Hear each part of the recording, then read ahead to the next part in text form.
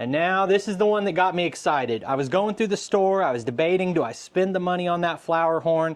And I turned the corner, I said, wait a minute.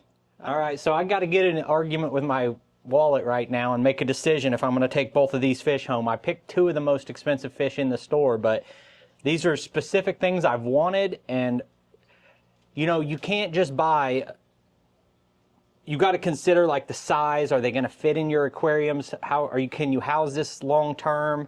And it can't be too big or too small. Hey, it's Brock here with Uncommon Aquatics, and I've traveled 2 hours to one of my favorite pet stores. It's an aquarium shop is what it is, and it's called Fins for Grins. We are in Broken Arrow, Oklahoma, and this is painful for me right now because I came in here just to look, and it looks like I'm going to spend a lot of money. There's a couple of really unique specimens in here that I just don't think I can leave the store without. But right now, we're going to take a tour and show you the whole shop, and we'll probably wrap up at those two fish that I don't think I can leave without. All right, so I've got the owner of the store here. This is Michelle, and she's going to give us a little bit of a tour. I always think of this as a display tank when we walk in, but all of these are for sale, aren't they? They are. Brock, they are. This is one of our favorites. Kids come in, they love the colors, they love the pop. They are Mabunas, peacocks. Some of them are a little bit of both. So these right here are, I believe those are the Tropheus du Bois? That is the Tropheus. You've got a medium one, and then I think you've got one, if you follow in there a little bit more, there's a little bigger guy in there. He's a handsome little fella. Yeah, those I'm trying to breed. I've got 6 of them in a small tank right now, hoping I get some pairs. That would be wonderful if you get those coming out. This is a little guy, Venustus. He's in there. He's been in there a little bit. Friendly. These guys get along pretty well. So, like, I've had a Venustus for a little while, but mine's still only like 3 or 4 inches long. It's always crazy to see the adult versions after you're used to the little ones. All right, so here we've got some aquascaping stuff. If you want to do rimless tanks, nice pieces of driftwood, you're going to start with some of that at the front of the store here. And then they've got a big middle section here with a lot of live plants. A lot of stores that I visit don't carry very much live plants, and you can see that's not the case here. We've got a great selection, multiple aquariums of that. Most of these are the community wall, so you've got a lot of tanks that can be community tanks. You've got your tetras, your molly, your live bearers, a little bit of everything. Yeah, so when I'm making videos, I normally don't spend a lot of time on this section, but if you're actually a customer in the store having a nice collection of rummy nose, I mean, that's a great fish. And these are, you know, some of the most popular fish a lot of the customers are buying. But I don't usually focus too much on the community fish when I'm in the store, just because kind of everyone is familiar with those. But you know, you do want to see a nice collection of healthy fish. Like, I've always liked rainbow sharks. Lots of tetras. These guys are one of the favorites of family community fish. These are the pea puffers, the dwarf pea puffers. See, I love puffers, but usually you have to have a big tank or set it up special. And yep, and these guys can go in one of them can go in a 5-gallon. So some of the smaller tanks you want on your desk or something like that, you can get by with. This is a Synodontis catfish here. That's actually an albino porthole catfish. Porthole. I love the little catfish. The more unique. I'm really getting into bristlenose plecos and that's a fun one. Some of those. When we go over to the other side, you've got some pretty little plecos over there. It can get away from you in a hurry with the cost of some of the unique plecos, though. Yeah. More Denison barbs. Like, I thought I might come in here and get something like a few more Denison barbs. I've got a dozen in the 125. But I got, like I said, you'll see why, but I got steered away from them today. And while you see these two, here's some juveniles, and then when you come around the corner here, you'll see some a little bit more adult, and you can see how they grow and look so nice in a nice big tank. All right, we got more live bears here and a lot of community fish. Yep. Normally, the first place I go, the reason I drive to this store, and there's a couple, but one of the reasons is this is one of the only stores in my area that keeps Discus all the time. And about half of my Discus came out of this tank right here. So that real red one, that's a red melon. He's a beaut. Yeah, and usually these, you know, these have when I come up here, usually she's got some that have been in this tank for a while instead of they just came in yesterday. And that makes me feel better when you're spending as much as a Discus cost. Right, and these guys, you know, people, they get a bad rap. People say they're so hard, they're so hard. Well, these guys, you keep a temperature well and a good clean tank, you can keep Discus. And I put mine in an uncycled tank. I did it with cycled media, but I set up a brand new tank and I put 7 Discus in there and I still have 7 Discus. That's great, that's great. It's heavily planted, it's got a sump filter and a hang on the back filter, but and the good thing, and sometimes the things that you buy too are local. Like any angels, we try to bring local breeders in. Any of the angels in this tank are all local bred. So it's nice when you can find in the area, they're used to your water condition. And there again, there's one of your plecos you were talking about, one of those little bit more high-end plecos. Yeah. So what is like that one right there? That's an Imperial pleco. That's a $79.99. Beautiful fish. So while we're up here on the show real quick, she's got an adult red devil here. Yep, that's Hude. He was a rescue and living his best life.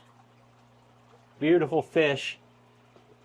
And over here we've got a really nice blue Acara that's been here for a while. Yeah, and they get kind of showing bigger. him off. They get a little more character as they get bigger. Here in this tank is an angel, but here's another unique little fish you don't see often. That is the humphead glassfish. He sits right in there with the angels, does well. Community. Yeah, I'd never seen those before, and just a couple weeks ago in Springfield, there's a shop that has some. Great. Pretty rare. Yeah. And we got some micro tanks here. Do you have shrimp down there? So we have all shrimp here, and those are all locally bred shrimp, and then most of these are all beta tanks. All right. I've got some out of these tanks before, some fish. A lot of times these will have geophagus. Yep, geophagus. These are more your shell dweller or cave dwellers. Are those Bolivian rams or are those geophagus? Those are balsanarias.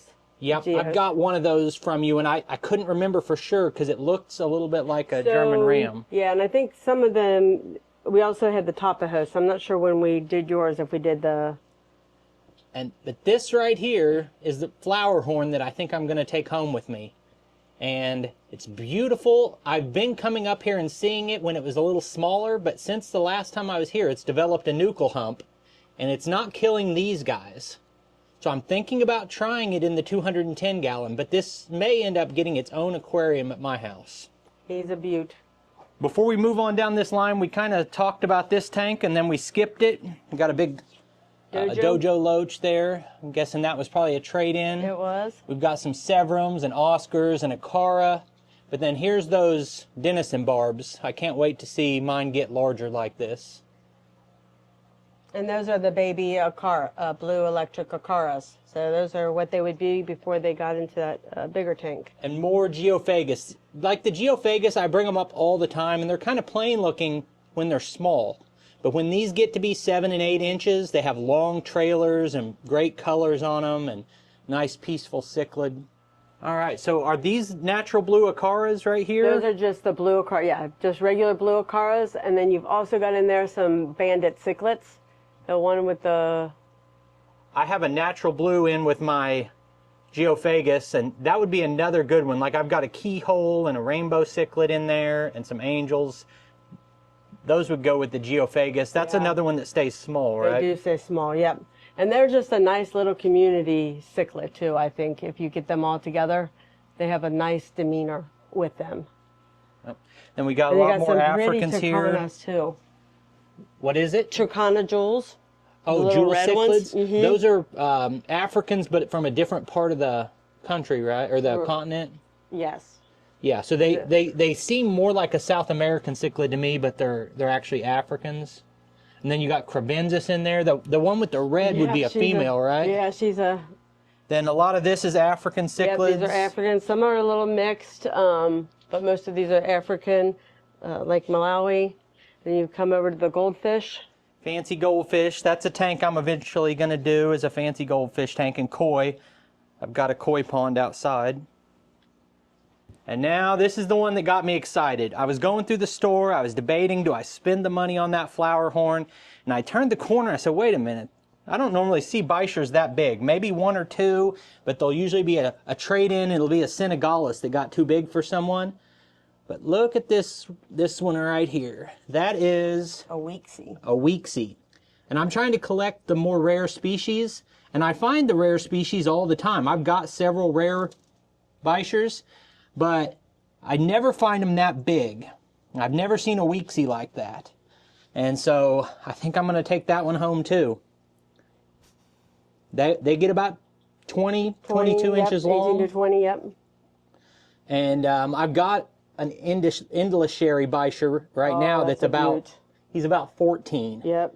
And I think this one's just big enough to go in there and not get eaten because I've got a Senegal that same size in there. Yep. Your next one that you should put on your list is the ornate. I have an ornate that's about 7 inches, and then I have a Ansorgi. Okay. But I've bought Sugeles and Lapridae and that were tiny, and I just wasn't able to grow them out. I lost them. Okay. From here, these are more Africans here. Yep, and then you've got a couple little Galaxy. Oh, look at that. That's a nice looking fish. Yep. Beautiful.